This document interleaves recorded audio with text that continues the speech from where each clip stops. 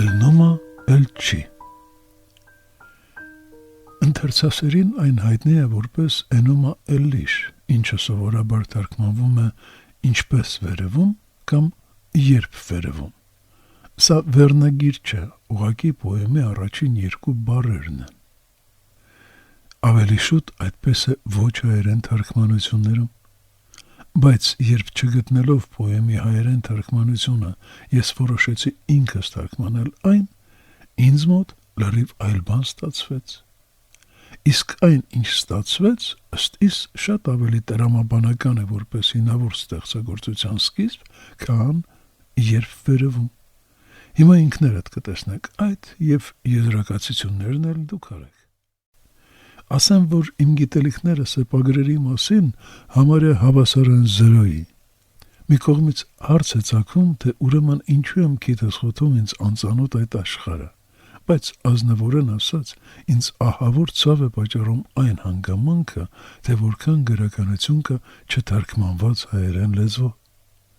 Այո, շոմերագիտության հարցում ես բացարձակ դիլետանտ եմ և այդ պատճառով իմ աշխատանքը գիտական համարել չի կարելի, բայց այն ամենը, ինչին ես հետագայում հանդիպեցի պոեմի թարգմանության ընթացքում, ցույց տվեց, որ մասնագետների գիտելիքներն էլ շոմերական լեզվի մասին առանձնապես չեն տարբերվում իմ անգիտությունից։ Ես իրոք շատ լավ հասկանում եմ, որ իմ թարգմանությունն ինչ-որ արժեք ունենալ չի կարող, բայց համոզված եմ, որ շուտով կգա ժամանակը, երբ այդ հիանալի և մարդկության համար արտակարգ նշանակություն ունեցող ստեղծագործությունը կգտնի իր արժանի հայ թարգմանչին, որը վերծանելով նյութը հայերեն, քարուքանդ կանի համաշխարհային շոմերագիտությունը և հանդես կգա աննկարագրելի նոր բացահայտումներով, որովհետև հայերենը միակ լեզուն է, որով կարելի է թարգմանել շոմերական սեպագրերը, և սրանում ես բացարձակապես համոզված եմ պոեմը թարգմանելուց հետո։ Իսկ հիմա ուզում եմ ցույց տալ, թե ինչու ես որոշեցի enuma el-lishi փոխարեն պոեմին տալ el numa el-chi անվանումը։ Enuma el-lish անվանումն ունի 4 բաղաձայն՝ ն, մ, լ, շ։ Բայց ինչպես տեսնում եք, տեքստը բաղկացած է 5 նշաններից։ Իսկ ահա թե ինչ տեսք ուներ այդ տեքստն իր լատինատար փոխակերպման հետ միասին։ Իսկ այստեղ արդեն ինձ բացարձակապես կասկածելի թվաց առաջին «է» տառը, որովհետև իմ սխալ պատկերացմամբ սեպագրերում ձայնավորներ չպետք է լինեին։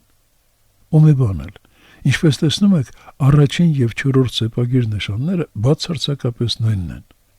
Եվ ես որոշեցի, որ առաջին սեպագիրը պետք է փոխակերպել ճիշտ նույն կերպ, ինչպես 4-րդը, այսինքն առաջին «ե» տառից հետո գրեցի «էլ»։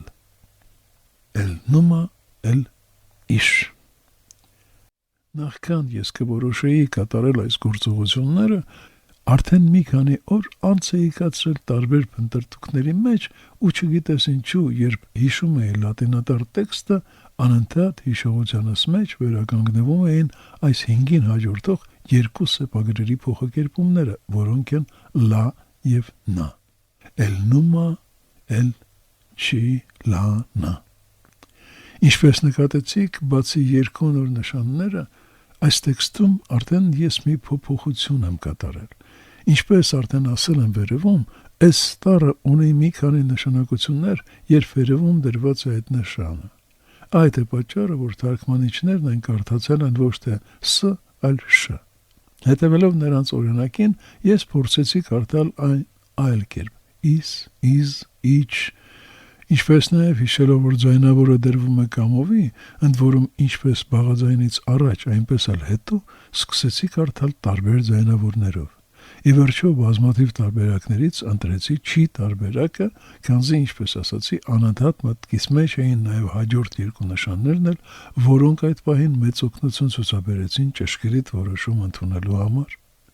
Եվ նախքան ցույց կտամ իմ վերջնական տարբերակը, պետք է նշեմ, որ փոխեցի նաև 6-րդ և 7-րդ նշանների ձայնավորներն էլ, չէ՞ որ դրանք կամայականորեն են դրվում, և ահա թե ինչ ստացա։ El numa el-chi li nu։ Համոզված եմ, որ եթե 1000 հայ կարդա գրածս, հնարավոր է, որ նրանցից մեկը չհասկանա, թե ինչ է գրված այստեղ։ Էլ նոմա էլ չի լինում։ Եվ այդ մեկ հոգու համար ստիպված եմ ասել, որ այստեղ գրված է այն, ինչ դեռ օրորոցից լսել ենք մենք բոլորս մեր տատերից ու պապերից, հայրերից ու մայրերից, իսկ հետո ինքներս էլ կարդացել ենք համարյա բոլոր հեքիաթների ու պատմությունների սկզբում։ Լինումը չի լինում։ Լինումը չի լինում։ Առանց որևէ թարգմանության, ուղղակի սեպագրերը փոխարինելով հայերեն տառերով, իհարկե հաշվի առնելով մեր եւ Շումերի միջև ընկած 4-6 հազար տարի ժամանակաշրջանը, ինչպես նաեւ բազմաթիվ հայկական դիալեկտները, խոսվածքները եւ բարբառները։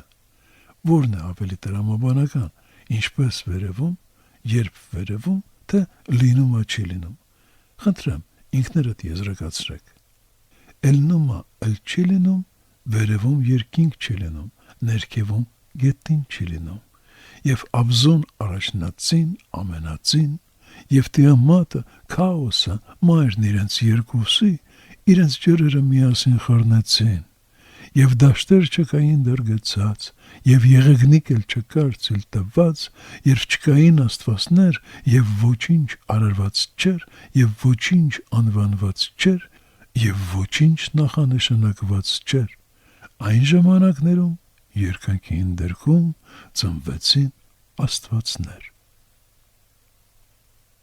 Սա նախաբանն է։ Հենց այսպես է սկսվում այս հիանալի ստեղծագործությունը։ Իմիջիալուց նկատեցիք եւ եղեգնիկ էլ չկար ցույլ տված տողը, Վահագնի ծնունդը հիշեցիք։ Ասեմ, որ հատուկ որոշեցի պոեմն անվանել Ելնումա էլ չի, լինումա չի լինումի փոխարեն, որպեսի չկորչի նմանությունը Էնումա Էլիշի հետ եւ որպեսի ամեն տեղյակ ընթերցող տեսնի այդ սխալը։ Որովհետև այս թարգմանությունից հետո չի հանգչում է մեջ զայրույթը, որ շումերական տեքստերը թարգմանելու համար օգտագործել են մի քանի տասնյակ լեզուներ, բայց հայերենի մասին չեն էլ մտածել։